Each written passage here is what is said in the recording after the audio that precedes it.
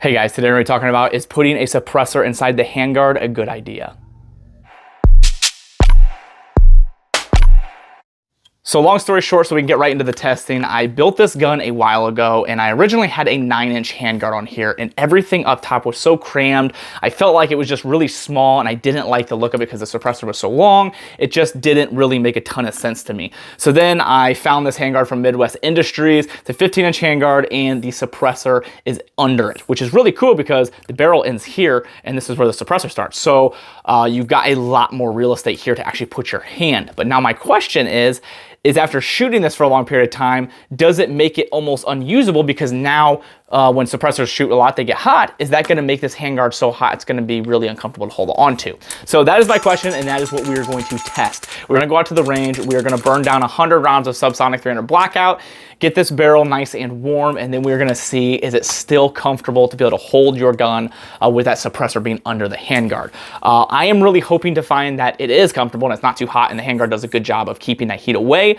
But that's what we're gonna find out, and that is really what I wanna know, because this is a gun that I personally use a lot, being the fact that I set it up this way with a suppressor. I bought this specifically to be a very quiet gun that I can use in different roles. So I definitely want this to be comfortable to shoot a lot of rounds if needed. A big thank you to Peak Performance Ammunition for providing the ammo for this video. I really appreciate it and it helped a lot. As you guys know, 300 Blackout is expensive and they actually offered my viewers, which is a really nice thing as well, is a discount code for their website. So if you guys are interested in picking up some 300 Blackout or any other ammo that they have on their website at a discounted rate, you can use code Tactical Advisor. So without wasting any more time, let's go right out to the range and test this thing out. Right here at the range, I have 80 rounds of 300 Blackout subsonics. And as much as this pains me, I'm going to burn this all down to test if the suppressor inside the handguard is a good idea and it doesn't get too hot. It is already like 90 degrees out, so it's already super hot out, but we're doing this for science, so let's do it.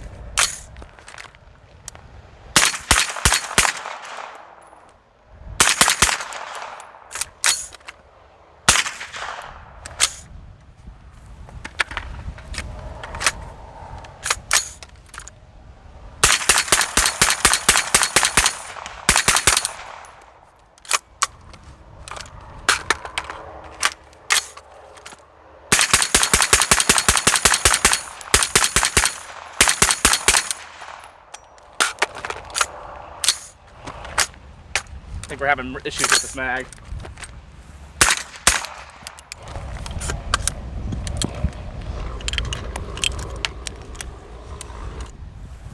I'm not getting a ton of heat at all actually out of that, which is super nice. I'm going to go ahead and quickly put these in a different mag because this mag is obviously having issues.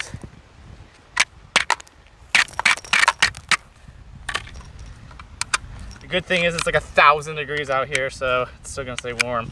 And we're gonna burn down these last rounds.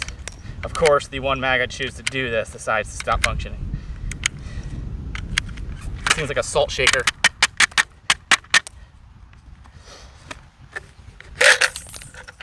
It's easy.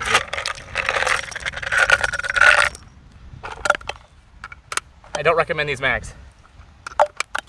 All right, let's get right back at it.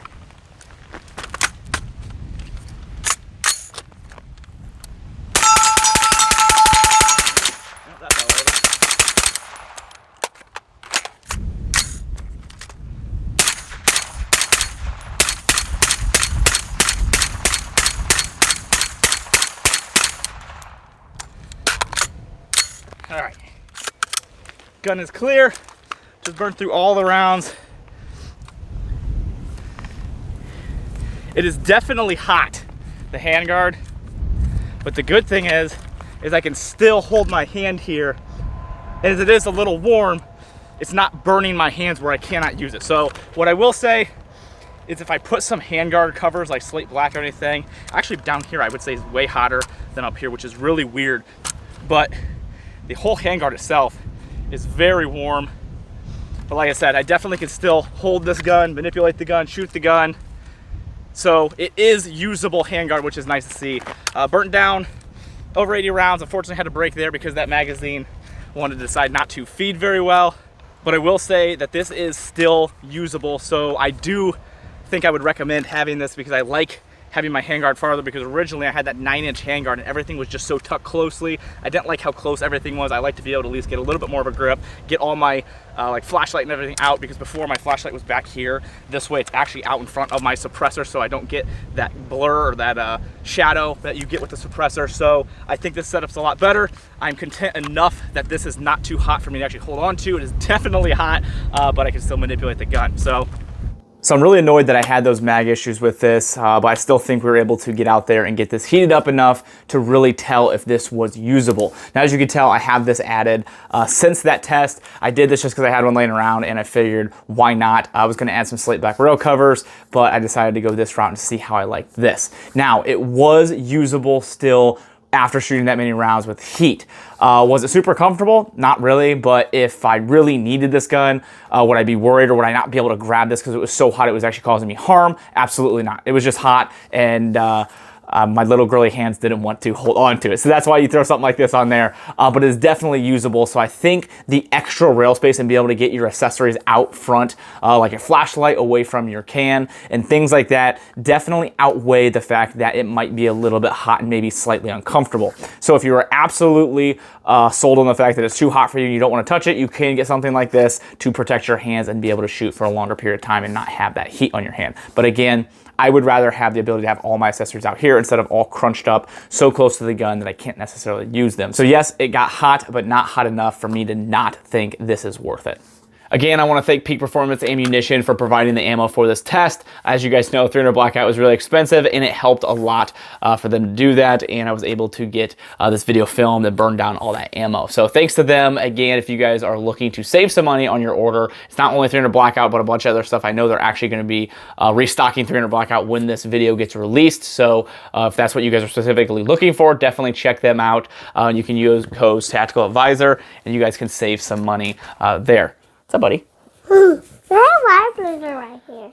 Other than that, guys, thank you so much for watching the video. I hope you guys were able to learn a little information. Maybe if you were thinking about going this route, maybe pushed you over the edge to decide maybe I want to do that, or maybe this gave you the idea like I don't really want to necessarily do that. So hopefully this made you have a better idea of what you would like to do with your own build. If you guys want to help out the channel, the things I do here, there's a couple ways to do that down in the description. There are some discount codes from companies that I personally trust to help you save some money, and there's a link to my website from there. You can do other things to help out the channel as well, and I do really appreciate those things. A couple companies that support me and the things I do here are Howitzer and Brownells. Howitzer is a clothing company that donates 5% of proceeds to charity. Absolutely love their clothing, wear it all the time, and it's not just t-shirts, they have pants, they have a bunch of other stuff, but definitely love them and really appreciate them and the support they give me. And then Brownells as well is a fantastic company. Great group of guys, love them all. Went out there a while ago and had a trip out there, met everybody in person, was able to just hang out with them.